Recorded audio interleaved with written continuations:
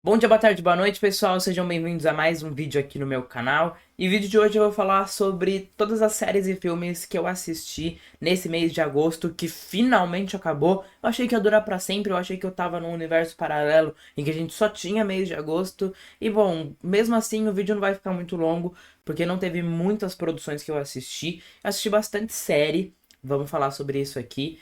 E assisti bastante dos lançamentos desse mês, então como eu não consegui fazer crítica de todos pro canal, porque o canal ainda não existia muito, acho que vai ser uma boa oportunidade da gente falar sobre esses filmes. E eu vou começar falando de uma série da Apple TV Plus que se chama Acima de Qualquer Suspeita. Ela é protagonizada pelo Jake Gyllenhaal e tem um baita elenco, as atuações certamente são o ponto forte dessa série, que é aquela série criminal de investigação clássica, mas aqui a gente conhece um pouco mais da história, né? Não é um quem morreu e quem matou. Quem morreu foi uma promotora de justiça, e aí o Jake Gyllenhaal, que era parceiro de trabalho dela, vai ficar responsável por investigar esse caso. Ele tem família, ele tem esposa, filhos, só que acontece que ele tinha um caso com essa moça que morreu. Ela era amante dele, então isso deixa tudo muito mais louco, porque ele tá muito envolvido com esse caso, e claro que isso vai vir à tona muito cedo, o fato de que ele tinha um envolvimento com essa mulher, porque o jogo vai mudar logo no comecinho da série, e ele passa de investigador para ser o principal suspeito pelo seu assassinato. Vou ser bem sincero com vocês, eu até descreveria essa série como ruim. Ela tem um bom valor de produção, assim, mas eu tenho até um pouco de preconceito com essas séries da Apple, que sempre tem uma imagem muito limpinha, em alta definição, e parece não ter um trabalho estético muito além da beleza visual e clara ali da coisa. E ela é uma série que usa muitos artifícios pra fazer você ficar viciado. Eu lembro quando eu assisti Em Defesa de Jacob, eu lembro a última coisa que ele me falou, que são outras séries da Apple TV que também usam esse artifício de você ter um baita elenco que faz o público ter interesse ali de assistir, mas você tem também todo finalzinho de episódio um gancho que faz você querer assistir o episódio seguinte. Você tem vários personagens entrando na trama só pra servir como suspeitos, personagens estranhos que faz você ficar interessado em querer saber o que vai acontecer, e a série estar um pouco perdida faz a gente ficar obcecado por ela, tipo, pera aí, eu quero saber aonde essa história maluca vai chegar. Mas se você analisa as nuances dos personagens, que pra mim, eu já disse isso no vídeo de Long Legs, essa é a parte mais legal de um filme ou série de investigação. É você entrar dentro da cabeça do investigador ou da pessoa ali que cometeu o crime, uma dessas coisas, né? Como em O Silêncio dos Inocentes, Chinatown, Seven. E falando de séries, a gente tem exemplos como Mary of Easttown ou até mesmo Big Little Lies, que tá ali nessa premissa. Nessa série, eu sinto que os personagens, eles não têm muitas nuances, e o personagem principal, ele não tem carisma. Então eu acho que a série se sairia muito melhor se partisse de um princípio da gente já saber quem matou. Porque aí acho que a gente ficaria interessado em tentar saber como ele se safaria do crime, mas não é esse o caminho que a série toma, e aí eu achei que é uma série só mediana. Inaugurando os filmes vistos nesse mês, que não foram muitos, eu tava tentando fazer um aquecimento pro M. Night Shyamalan, que ia estrear Armadilha nesse mês. Já digo que esse filme não vai estar nesse vídeo porque eu não consegui assistir. E aí nesse meu aquecimento eu assisti Sinais, um dos filmes dele que eu ainda não tinha visto e que, não ironicamente, mudou a minha vida. É um filme que vai ficar na minha cabeça por muito tempo. Se eu tivesse uma moeda pra cada obra chamada Sinais e que eu acho bom pra caralho e que eu penso todos os dias, eu teria duas moedas, o que não é muito, mas é estranho que tenha acontecido duas vezes. Ver os sinais que você dá. Bom, basicamente aqui a gente vai acompanhar a história de uma família que mora numa cidade do interior. E o pai dessa família, ele era padre, mas ele deixou a profissão depois que a sua esposa faleceu em um acidente trágico e muito específico e até meio improvável. Ele perde a sua fé e tá numa fase de questionamento dela neste momento do filme em que começa, em que simplesmente o seu milharal fica com aquelas coisas alienígenas estranhas, assim, aqueles desenho bonito que um ser humano não seria capaz de fazer. No começo ele tá um pouco cético enquanto a isso, mas na televisão já começa a ser dito que tá rolando, tá começando uma invasão alienígena, e agora ele, o seu irmão e os seus filhos pequenos vão ter que lidar com isso. Demorou pra mim entender que esse não era um filme de invasão alienígena, embora eu seja apaixonado pelo gênero, mas sim um filme sobre as pessoas, e principalmente um filme que faz esse questionamento sobre a fé, mas de um ponto de vista muito otimista. Eu amo a forma como o M. Night Shyamalan, ele olha para as pessoas de uma forma otimista, ele olha para a humanidade de um ponto de vista tão emotivo, pessoal, e como ele cuida com carinho dessas pequenas histórias, sabe? E os personagens nesse filme, eles são muito detalhados, eles têm características próprias muito interessantes, desde as atuações das crianças, que são fantásticas, até o personagem do Joaquin Phoenix, que coloca ainda mais em dúvida o posicionamento do protagonista, porque ele tá numa posição meio antagônica. Ele ainda tem a fé dele, ele ainda quer acreditar que as coisas vão dar certo e que os aliens vão embora. Enfim, a gente tem tanto filme brega, filme ruim que fala sobre religião. Eu indicaria esse filme para qualquer pessoa religiosa ou para qualquer pessoa que esteja numa tentativa de se reconectar com a sua fé, porque ele traz o tema Deus de uma forma muito mais bonita do que qualquer filme cristão meio piegas que a Record tenta fazer, sei lá. E o tema fé esteve bastante no meu mês, porque eu finalmente comecei a assistir Lost. Eu sabia que ia chegar na Netflix, acho que chegou lá pro dia 15 ou 10 de agosto, mas eu já comecei a ver a série antes. E eu vi 4 temporadas nesse mês. E aí eu parei de assistir, a gente vai chegar na parte do porquê que eu não tô mais vendo Lost. Tem alguns motivos que fizeram eu ficar apaixonado, viciado nessa série. Primeiro é que os personagens principais são muito interessantes. Tem ali 6 grandes personas na série. Na primeira temporada tem até um pouco mais ali, mas vai diminuindo com o tempo. Não por uma questão que eles morrem, mas por uma questão de foco ali da série, direcionamento. Mas o que eu gosto é que os personagens estão naquela ilha. Eu não vou perder tempo contando a sinopse de Lost, né? O avião caiu na ilha, eles têm que lidar com isso. E cada um vai lidando com os novos acontecimentos de uma forma, e cada episódio escolhe focar em um personagem, contando um pouco de seu passado pra gente entender como ele chegou ao ponto de tomar as decisões que ele tá tomando naquele episódio. E aí você fica em questionamento sobre o que eles estão fazendo naquela ilha. Tem um debate muito curioso entre o homem da ciência e o homem da fé, que é o debate entre o Jack e o John Locke, e que pra mim traz a dinâmica dessas primeiras temporadas, fica muito mais interessante. E você tem algumas coisas que são coincidência, algumas coisas que você fica pensando que realmente pode ser uma obra do destino e que tem algo maior envolvendo todos aqueles personagens e as razões pelas quais eles estão naquela ilha.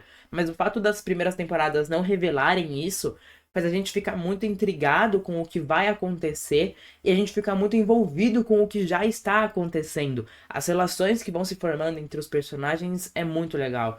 Eu gosto muito do Said, eu gosto muito da Kate, do Sawyer, e o relacionamento que eles criam ali tem um triângulo amoroso muito legal. E é uma série que perdoa os seus personagens, é uma série que faz seus personagens terem diversas camadas. Eles são bons em algumas questões e ruins em outras. O protagonista da série, o Jack, ele quer ser esse grande herói, ele quer ser o Woody do Toy Story, mas ao mesmo tempo ele também tem essa coisa de querer consertar as pessoas o tempo todo, e justamente essa liderança faz bem pra ele, faz ele se sentir bem. Ele não tem propósito sem isso. Depois de um tempo, a série tenta se renovar e pra mim com êxito, mostrando o contrário, mostrando o futuro dos personagens e o presente ainda com eles na ilha. E aí você fica numa curiosidade muito louca de saber, cara, como é que vai chegar nesse ponto? Porque o futuro é muito insano e fora do que tá acontecendo nesse momento. E aí, pra mim, a quarta temporada finaliza a série. Eu curti aquele final, mesmo sabendo que tinha mais 2 temporadas pela frente. E parece que as 2 temporadas seguintes é uma volta no que a série já tinha sido e que pra mim não tinha necessidade. Então eu assisto a quinta temporada com muita preguiça, porque eu já não me interesso mais, já tinha superado vários desses temas. E fica uma coisa só cansativa pra mim, ao ponto de eu ter largado a série por enquanto. Eu vou voltar a assistir e tomara que eu consiga falar dela no vídeo de melhores de setembro. Mas por enquanto a gente teve esse papo aqui sobre as 4 primeiras temporadas, que são sensacionais. Com certeza a série vale a pena, não tem como não indicar ela pra vocês. Falando um pouco sobre os lançamentos do mês, a gente teve Motel Destino, um filme dirigido pelo Karim Ainu. E, cara, a minha experiência com esse filme foi muito legal, porque eu fui na cabine de imprensa e depois teve uma coletiva com os atores e com o Karim.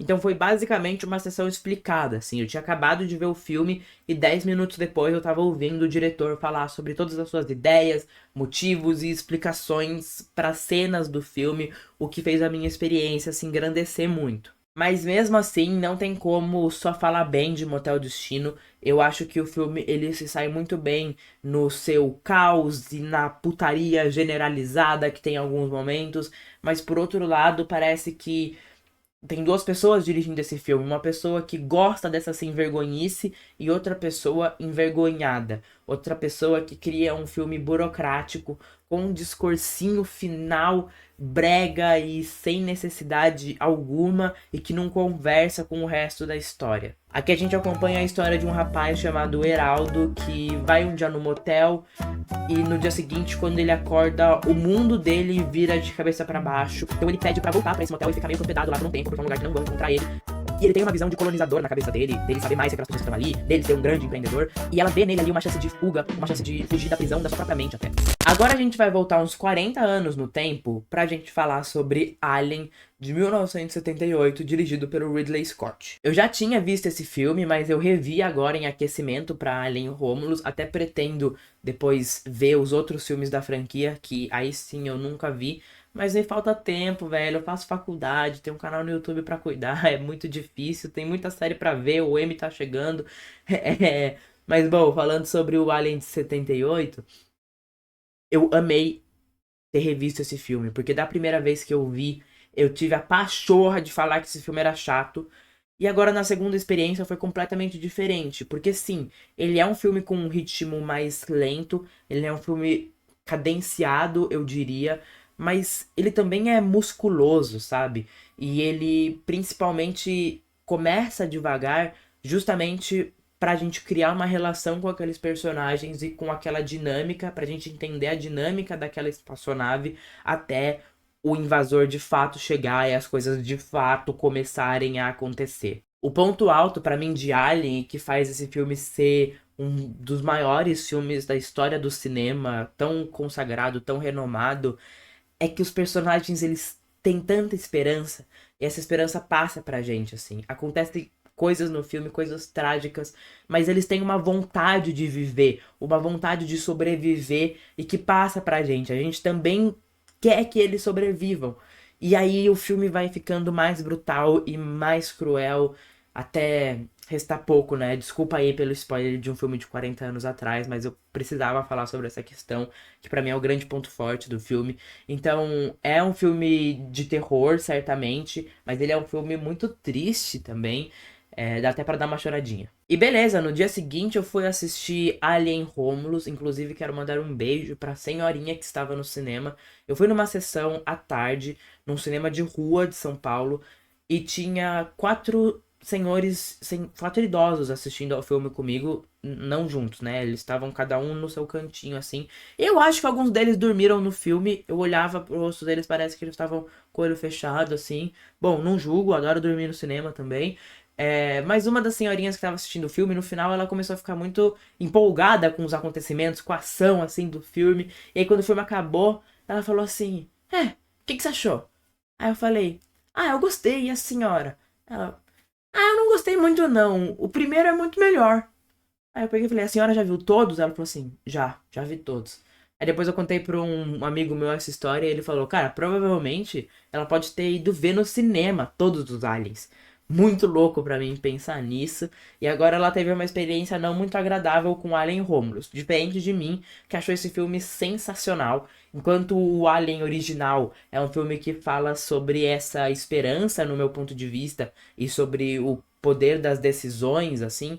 Esse filme, ele coloca o poder das grandes decisões na mão de uma inteligência artificial que emula sentimentos em algum momento e por conta de um decorrer um decorrido acontecimento do filme, ele começa a só fazer o que é necessário e não sente peso pelas suas decisões que causam impacto nos outros personagens, o que faz as coisas ficarem mais cruéis e mais brutais para os humanos ali, e principalmente para a protagonista em específico, que simplesmente ama aquele robô, e eles vão ter uma dinâmica muito interessante e bonita ao longo de todo o filme. É um filme de terror, é um filme de ação e é um filme que conta essa história de amizade. Eu gosto muito de filmes sobre amizade porque a gente não tem muitos por aí. Inclusive o menino, o robô chama Andy, o que me lembrou certamente de Toy Story, que é o melhor filme de amizade de todos.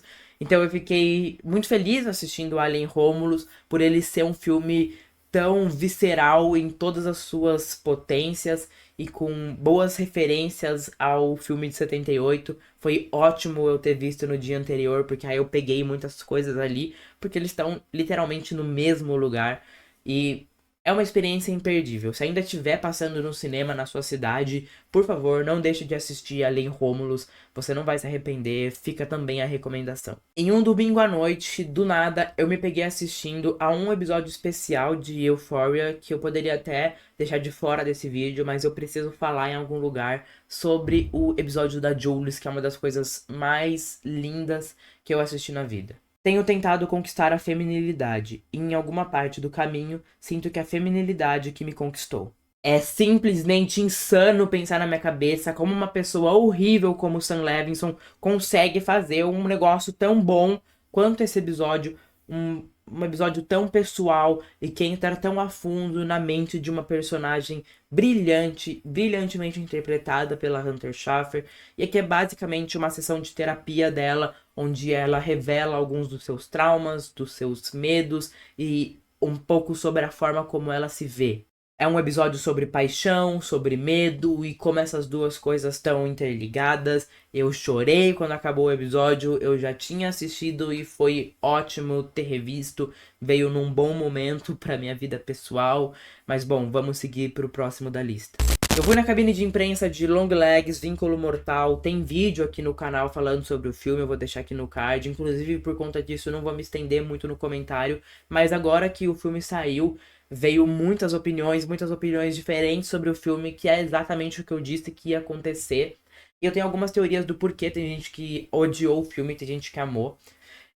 Eu acho que ele é um filme que tem um ritmo muito lento. E isso já vai deixar algumas pessoas bem chateadas, algumas pessoas não conseguem lidar com isso. Acho que ele é um filme até previsível em alguns momentos, mas nada disso pra mim é um problema, mas eu imagino que isso seja um problema que as pessoas estejam vendo ali. E acho que o marketing fez muito mal pra esse filme, assim, porque a ideia de que ele vai ser o filme mais perturbador do ano tende a gente a pensar que ele vai ser um filme cheio de momentos gore e talvez assim, cheio de cenas que as pessoas vão gritar no cinema, mas ele não é perturbador por isso, ele é perturbador simplesmente pelo seu silêncio, assim, pelo seu sentimento agridoce que conduz toda a direção. É um filme que revira o estômago, assim, você se sente mal assistindo, mas ele quase nunca explode. Então, eu acho que as pessoas vão sair decepcionadas porque elas esperam um grande sentimento, um grande cena do exorcista, da menina saindo da cama andando de costas, e não vai acontecer isso aqui. E vou fechar o vídeo falando de mais uma minissérie que eu assisti nesse mês, agora sim, uma minissérie boa, que é Objetos Cortantes. Eu não sei porque eu não tinha assistido antes, mas o aniversário da Amy Adams me inspirou pra assistir essa série. Conta a história de uma jornalista chamada Camille, que tem sérios problemas com a sua autoimagem e ela desconta todas as suas dores em seu próprio corpo. Aí que tá o nome da série do Objetos Cortantes. Ela tem o corpo todo praticamente mutilado. Ela escreve algumas palavras em alguma parte do seu corpo. E a gente vai acompanhar a vida dela a partir do momento que ela precisa voltar para sua cidade de Natal, de 2.000 habitantes, para de certa forma investigar alguns crimes que aconteceram lá e escrever uma matéria sobre isso. É um estudo sobre como os personagens daquela cidadezinha estão se sentindo em meio a dois assassinatos tão parecidos de jovens meninas. E a série é um estudo sobre a jornalista que tá fazendo tudo aquilo, né? Sobre a personagem principal, a Camille.